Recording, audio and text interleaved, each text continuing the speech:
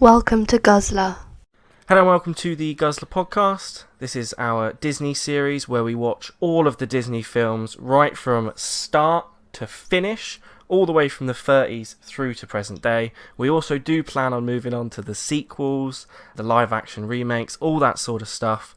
And the idea is, me and young Declan over there, we don't know Disney, do we, Declan? No. We've seen a bit here and there. I think I've seen some of these when I was really young, but I don't remember them at all. And then Louis is a bit of a Disney expert, aren't you, Lou? Yes, I am. So that's the series, that's the premise. This week we were watching Snow White and the Seven Dwarfs. Guzzlr Extra. Okay, so I'll start by saying that the Walt Disney, he made Steamboat Willie, which was the first ever short with sound, and he made like the City Symphonies and Three Little Pigs, which was meant to be back then as like the best short ever made. And obviously these were just on at the start of films back in the 1930s, and then they started doing two films on at once instead of shorts, so he sort of became redundant. And he decided that he was going to make like a full feature-length animated film. Everyone said this is awful. Like his wife Lillian was like, "You're an idiot. This is going to bomb." So he got £250,000 or dollars to make the film, and it ended up costing $1.5 million. He had to remortgage his house during the middle of like a nation. Is that in 1930s money? Or yeah, like 1930s money. In 1930s money, wow, he had to remortgage his house. That is a lot. During the middle of like a nationwide depression. He had 750 artists, and then they made 2 million sketches for the film. And the film was made up of 250,000 separate pictures as well. I wouldn't have bothered. It feels like a lot of effort. Yeah, exactly. And previous to this, Walt Disney, he was getting he kept getting sacked from his jobs as cartoonist because they said he didn't have enough imagination. He then went to work in the war as an ambulance driver and he used to draw cartoons on his ambulances. And then he made someone called Oswald the Lucky Rabbit, and someone stole it from him. That was like his original Mickey Mouse. Someone stole it from him and they took the rights to it. And then the premiere happened of the film and everyone just was crying and laughing, and he turned to his banker at the end and said, "And what did you think to that?" And he said, "You're going to make a lot of money, Walt." And, lo and behold, he did. And the thing was, obviously back then, you didn't have... If you missed it at the cinema, you didn't see it. And this film was re-released 15 times up until 1994 when it was finally put on video. I'm going to put a nice sad spin on that because I feel like that's one of my roles. I feel like for every Walt, there's a million like Daves. Yes, who, exactly. Put themselves on the line and get literally nothing. Yeah. So if you're sat there thinking, well, if Walt can do it, I can, you probably can't. You probably can't. And as well, recently we've watched the film The Room. And, he's one of the Daves, isn't he, in this? Tommy Wiseau is a Dave. He put himself out there. Yeah, he did, of course. He did. Fired, but you got to respect that he put himself out there. He isn't even a Dave. He's just, yeah. He's a Tommy. He's his own thing. Yeah. I'll tell you what else as well.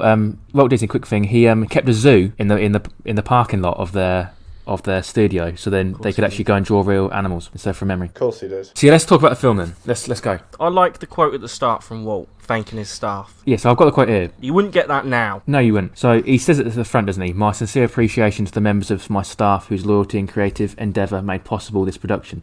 And you can tell that he really is sincerely grateful for the fact that this is the first full-length animated film.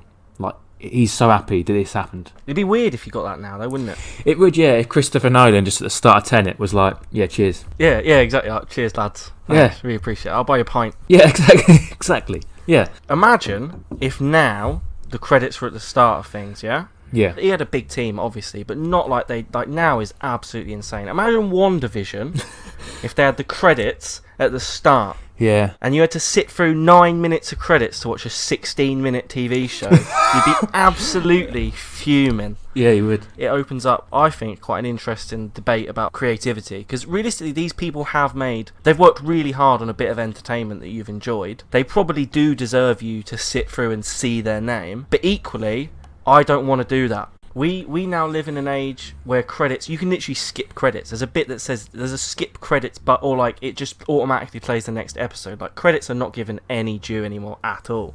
No. At least when TV was a thing, you used to have to watch the credits. From the church, Robin Hood's reputation is in ruins next here on BBC One Wales. But I feel like this is kind of mass-scale production, a result of that. It brings up the question, do I want to know the farmer that picked my apples? Like, would you write his name on the thing? No. So I don't care. I don't care who's done the thing. That's their job. They got paid for it. They don't need my recognition as well. Now, in Disney, I don't know if all films do this, but Disney, at some point in their credits, they put the babies that were born during the production. So, like, the people who worked there who were pregnant, and the names of the babies who were born when they were making it. And I think that's quite cool. That is weird, though, isn't it? It is weird, It's a bit weird. Because it's only weird if there's a lot. Do you know what I mean? If it's like a proper scrolling credits for ages. There's like... 60 babies that are born. Yeah. No, there's about 25 of them.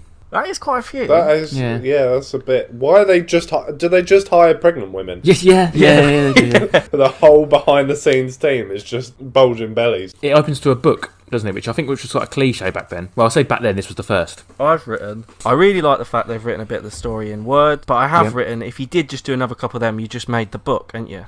Do you know what I mean? Yeah. I think this and is they do it again at the end. It's a bit cheating. Like Star Wars and stuff, like it's like at the start where you read the thing to know what's happened. That was very much like Snow White, isn't it? This is what's happened beforehand. Until the end, where it literally just cuts out like all of the story and just says like, we're now here. Where do we go next? We go to the Queen woman. Is she the Queen? Yeah. Yeah, Queen, yeah. I've just written a general point. I can't remember what. I've just said that the mirror's the villain of this film. Okay. I decided immediately, the second he opened his mouth, the mirror is the if the mirror weren't a little snake in the grass, none of this would have happened if he just reined it in a little bit. So she's obviously a very narcissistic woman, and the thing is that in the first like 2 minutes of this, she's like, who's the fairest of them all? And the mirror's like, Snow White, she's better than you. And the Queen's like, blimey, I'm gonna make sure she's not about anymore. And the Queen is her stepmum. Like, she could just walk downstairs as well if she really wanted to. Like, she wouldn't have to hire a huntsman. She could just walk downstairs and just stab her. I've written this later. I've written later that she goes for a very convoluted plan. Because she's clearly not worried about like the police or repercussions or anything, so she could just do anything. I've also put though, what qualification has the mirror got to be judging? Because he is clapped. General comment I've made in this scene is, how do they do fade shots between scenes? Because obviously it's like hand drawn stuff, right? Yeah. So they ain't got Dave sat there drawing the midpoints between scenes, because that's mental. So I'm not actually sure about that, but what they do have this is very interesting. They have a thing called a multi-plane camera, and it's about, I don't know, probably from floor to ceiling, and it's just got layers of glass every maybe 30 centimeters down, and they lay different things on there. So we know when you get these scenes in films where it looks like it's zooming in for a forest, at like someone in a forest, and you go past things, they put a different drawing on all bits of glass so the camera can physically zoom through the drawing. That's cool. And there's only two of them left in the world. One of them's in the Walt Disney Museum in Anaheim, and the other one is in Disney World, Florida. They have two of these actual multiplane cameras, so that's how they look like zooming for a picture. But I'm not sure about the fading. I don't know about that. And actually, Snow White's makeup, the pink rosy cheeks, is actual blusher. It is terrifying. How old do you think, or you might know, but how old is Snow White in this? 12. Declan? That's not actually my guess. 17. No, I reckon she's younger than that. I reckon she's 13, 14 years old. She's 14. Yeah, she's 14. Wow. Yeah. She's the youngest Disney princess. That makes the whole film a bit weirder now. It does make it a bit weirder, doesn't it? Yes. So the woman who played Snow White, Adriana Caselotti, 95. I think her name was. No, what I was going to say was Walt Disney thought that she was so unique to that role, and like he only wanted her to be recognised for Snow White. So he wrote in her contract that she could never work again, and he offered her about $116,000, I think he gave her, to never work again, so she could just be Snow White and be remembered for Snow White. After we see the Queen, we see Snow White for the first time, and she's singing, and she's outside the castle. She's nature and birds are a big part of it. So she does a duet with a well. Yes, I'm singing. Yeah, which is mental, but I loved it. I thought that was sick. And then she does the thing, just that. The prince guy rocks up, and sings down the well. Right. But the well don't sing back. There's no echo. Oh. So you know how vampires don't have reflections? Yeah. I've written maybe some sort of sonic vampire who doesn't have an echo now, because I've written I can't wait for the film to explore this seemingly ancient and powerful creature. He then says to Snow White, "I'm sorry, did I frighten you?" "Yeah, mate, you did. You ain't got an echo." I think he's a vampire. Alright, okay, we'll keep and I have that. more evidence later on. I do find it weird, especially knowing that she's 14, that this bloke just hops the fence and just starts singing with her, and Oh, it's crazy, isn't it? Also in that scene, Snow White has fresh crepes on, just to. Yeah. His name is. Do either of you know what his name is? Paul. No, Prince Florian is, and it's never actually said in the film, but it's in like the. It's because he's barely in it. He sings down a well, leaves for ages. He gives her a kiss. He takes her home. So the Queen said she's going to kill her, and she's going to get the huntsman to do it. She's quite menacing, isn't she? She is quite villainous, and I think that, like, you know, if this is the first time you've seen anything like this, I think it is. She's a good villain. She is. I've written here, what was the purpose of the box with the dagger through the heart on it? Why did she have that lying around? And like we said earlier, she could have done anything at any point. Yeah. She was always going to get rid of Snow White. It was always, she was getting older. She wasn't going to be the fairest in the land forever. No. But the point you've already put in an Amazon order for a box with a dagger through a heart on it, you might as well just murder the woman. Yeah. What are you putting it off for? What is the box just sat around in your house waiting for? Just murder her. She's walking. She's in the forest, isn't she? And the bloke's watching her from afar, like a bloke on the BBC in the 1970s. And he approaches her to kill her, and then he just explains that the Queen's just jealous and tells her to run away. So he's a nice bloke, isn't he? He's got mixed up with the wrong crowd. I mean, maybe. I feel like I don't really know enough about the guy. All he did, to clarify, was not murder a 14-year-old child. I don't know if that qualifies you as a really nice bloke mixed in with the wrong... I also haven't murdered a 14-year-old. I'm scum. It's like the bar is very quite low for this man. It's just something you don't do. Just cleared it, She then runs into the forest, yeah? Yeah. There is literally no need for her to sprint into the forest. The guy's not going to kill her. The Queen's not He's coming. already said he's not going to kill her. Exactly. I know he says run, but he doesn't literally mean sprint like your life depends on it, love. Because she then runs into some vines, she gets attacked by an owl, she falls over. She could have literally just sauntered off into the woods. The funniest thing about that, he tells her to run, she runs for 10 minutes and then sits in a house for the rest of it. When she wakes up from like falling over, this thing here where she's singing with the animals and stuff, the baby deer what she strokes is the exact drawing of Bambi, which is like 3 films later. And there's 2 little chipmunks who look just like Chip and Dale. You know when she's running through the forest, there's really nice visual storytelling. Because like branches become hands, trees become a face, a log turns into crocodiles, symbolic of her situation. Like she's been forced away from her home after she's just found a new love, supposedly, although she did literally just run away from a vampire. And a woman wants to murder her. But like things are holding her back, she's got a lot of fears, she's got a lot of worries, so the world is coming alive. I just thought that was quite nice. And that's something that Disney does a lot. And we'll see that as we progress. And then I've said that when she ends up sobbing on the floor and calms down, the camera then pans out and it's revealed the forest isn't daunting at all. It was just a reflection of the fact that she was paranoid. Yeah, so that's like a representation of like anxiety, isn't it? Like in your head, if it's terrifying, but if you just look out for a second, things aren't that bad. So when she meets this animal, she goes to this house, and I think that like this house is like it's a really cute house, isn't it? And it's like this safe haven, like it's not menacing at all. I've written Dwarf House absolutely does not look inviting. It's dark, full of cobwebs, and Snow White looks at it and goes, "Oh, this looks nice." And she finds these 7 chairs, and she assumes there's just 7 little children living in there, and that she's going to be their mother. Children. I've written down here, Snow White deduces that the house is full of 7 little orphans and says, "Oh, that's too bad." Too bad? Yeah. You just found 7 orphans living alone in the forest, isolated. That's a tragedy. Yeah. And I've said that there's a lot of good little jokes in the animation at this point. Like the tortoise tries to sneak, a squirrel gets tangled in cobwebs, an animal sneezes and flies backwards into a pot. And it's just like, the cleaning scene could have been really boring, but they always use it as an opportunity to show little funny animated scenes. Do you know what I mean? Yeah, and they are all like, slapstick funny, aren't they? Yeah, slapstick, I think exactly describes it. In the scene, she sings and the animals sing back to her. Yeah.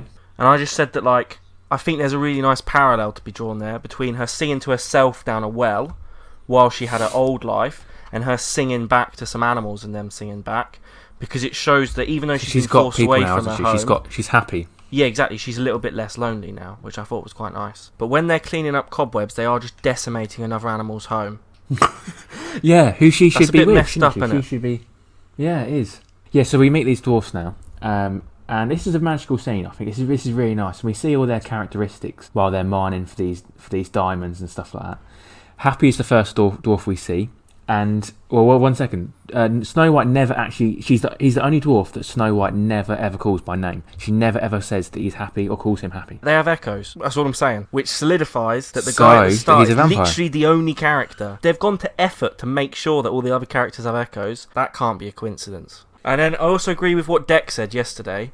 How on earth are the dwarves not crazy rich? They've got mad gems. What are they doing with them? Mate, just sell them. I don't know. They're blinged out. How are they not minted?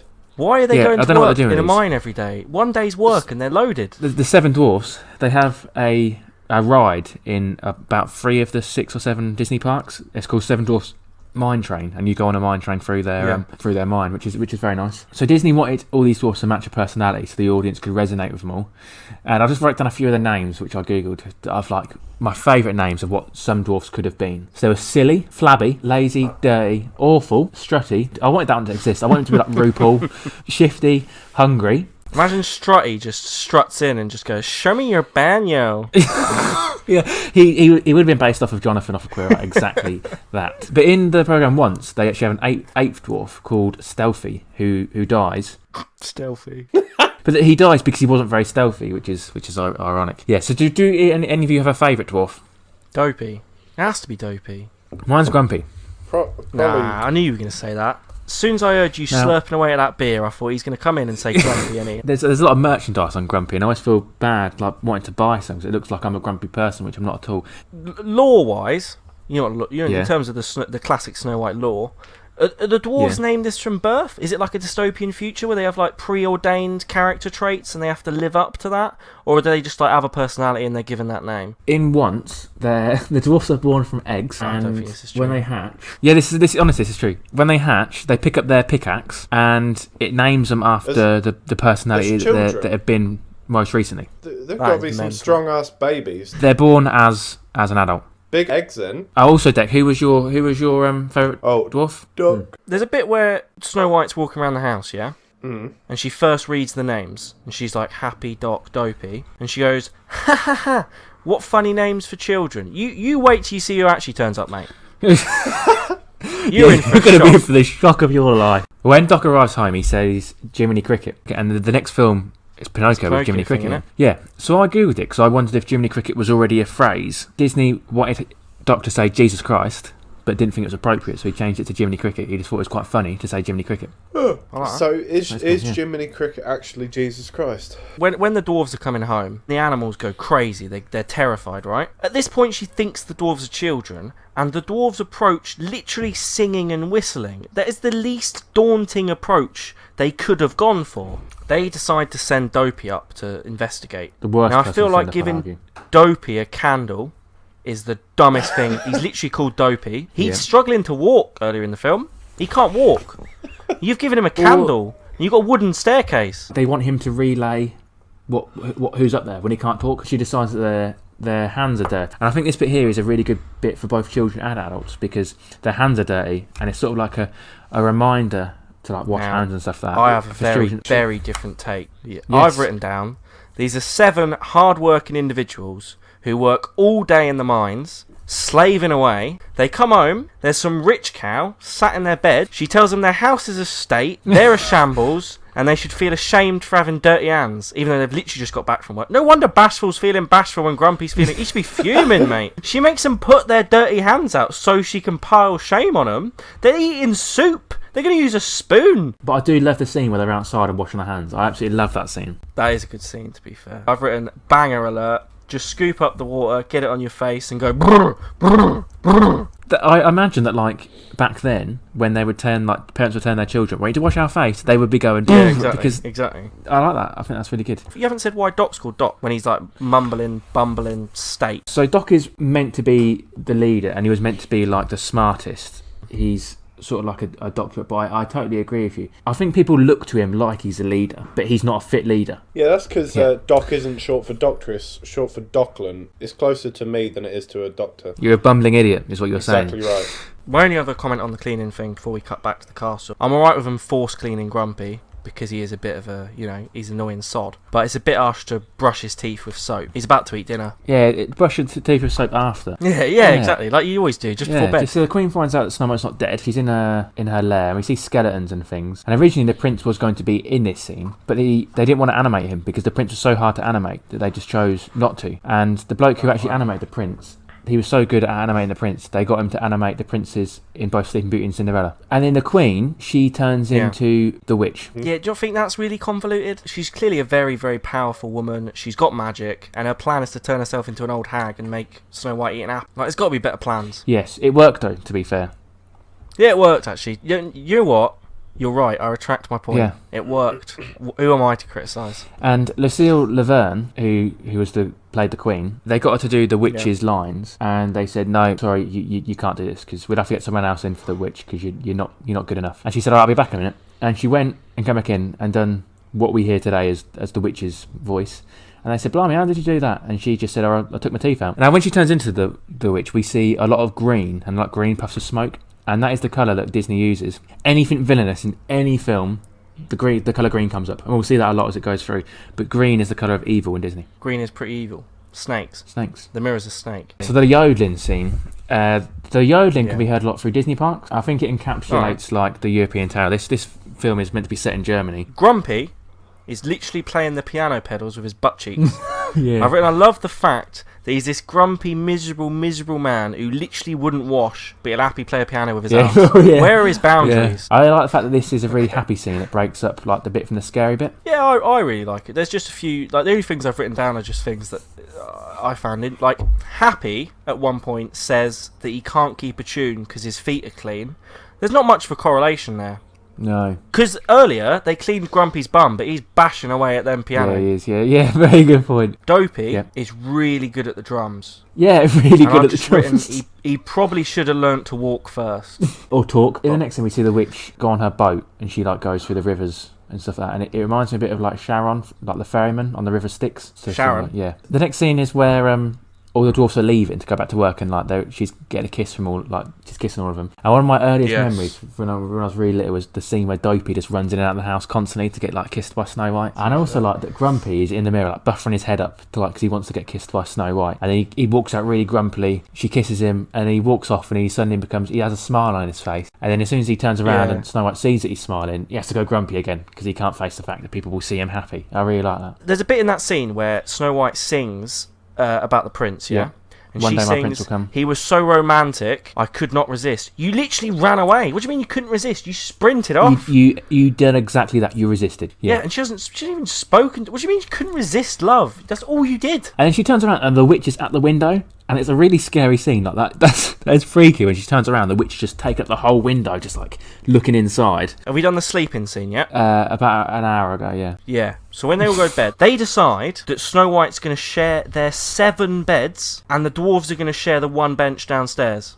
And then she sleeps in 3 beds. She hasn't even used all 7. So the witch is at the window, and she offers the red apple. That apple looks pink. It does look pink. I'd have it. Yeah, I'd have it as well. And there's vultures at the window, and they're waiting because like the symbolising death and stuff. They're there. She eats the apple. She falls to the floor, and the witch escapes. Yeah. So the dwarves come running back. Because the animals go to get them. Yes, and the tortoise is really slow. When the animals go to get the dwarves, one of the dwarves says, I don't know which dwarf it was, what ails these crazy birds, right? Yeah. But when the dwarf says what ails these crazy birds, he's getting rear-ended by a deer.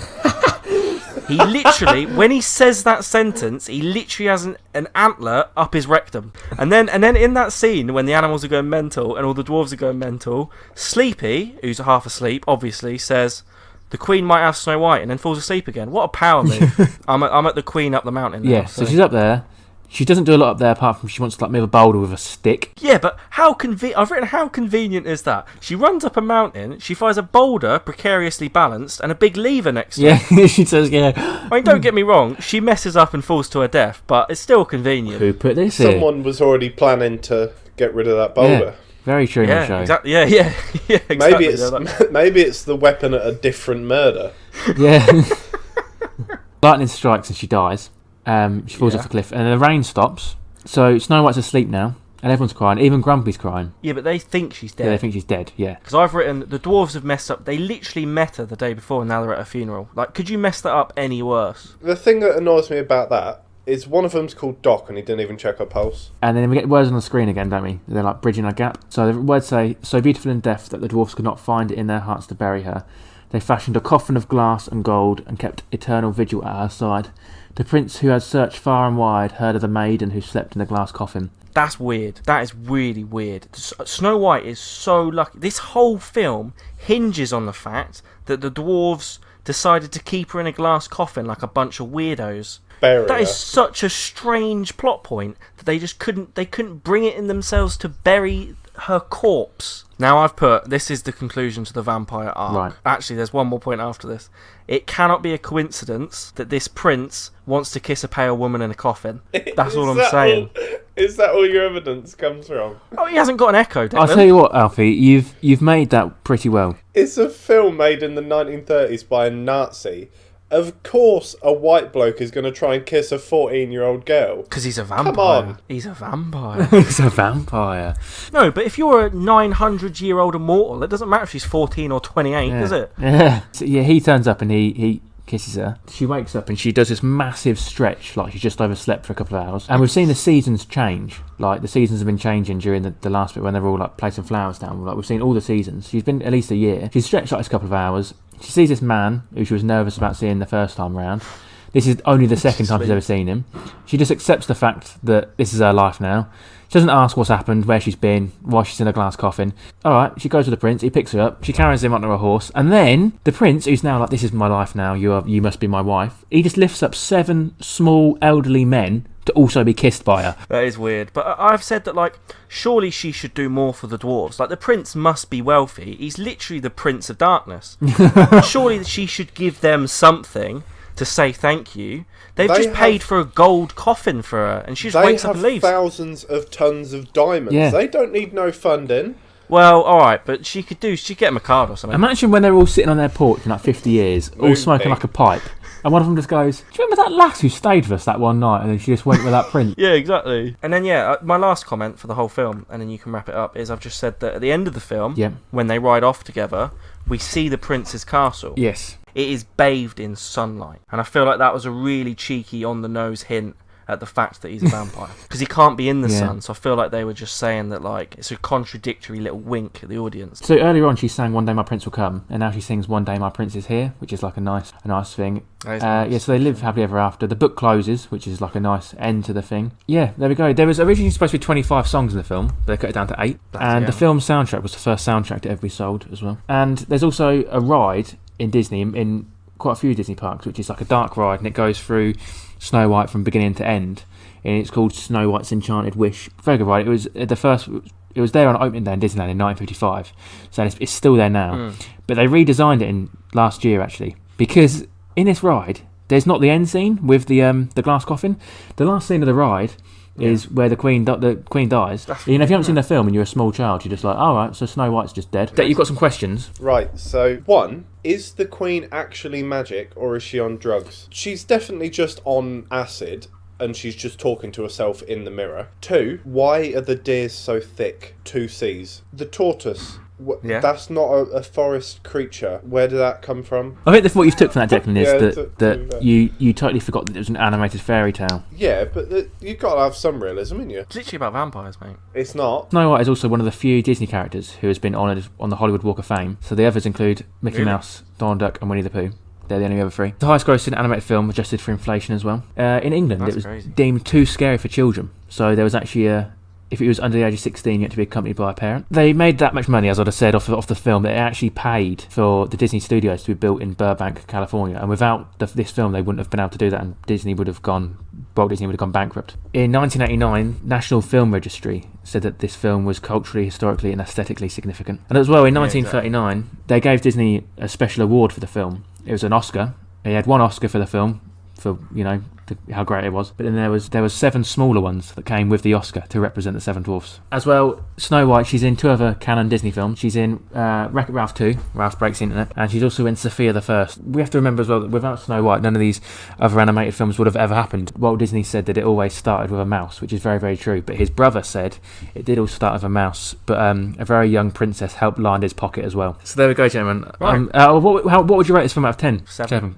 Decent. Declan? I'm going to give it an 8. Yeah, I think just in terms of its significance and everything, I would agree with you, Declan, and how they did it at the time. I think the film in itself is 7, but I think because when you remember the significance it has, I would give it an 8. Yeah, I agree with you. So the next film is Pinocchio. Yes, it is Pinocchio. Yeah. What do you know about Pinocchio, Declan? His nose grows when he lies. He's made friends with the 3 blind mice. He's a real boy. Everything I know about Pinocchio, I got from Shrek. I think there's something to do with a whale, and then there's that cricket guy. I think someone gets swallowed by a whale. I think that's Moby Dick. Moby Dick doesn't get swallowed by a whale. He is the whale. So I think that both of you gentlemen will be very surprised by what you see in Pinocchio. I also think this is based off nothing. It's sad. I think there's a sad. It is sad. In it. Yeah. I think There you go, smashed it. I think Pinocchio is a glorious film. It's one of my almost all-time favourites. Don't even need to do the Yeah. next Don't episode. need to We've watch covered. it, mate. It's sad. There's a whale. He's a real boy. Moving on. Thank you for watching this Guzzlr video.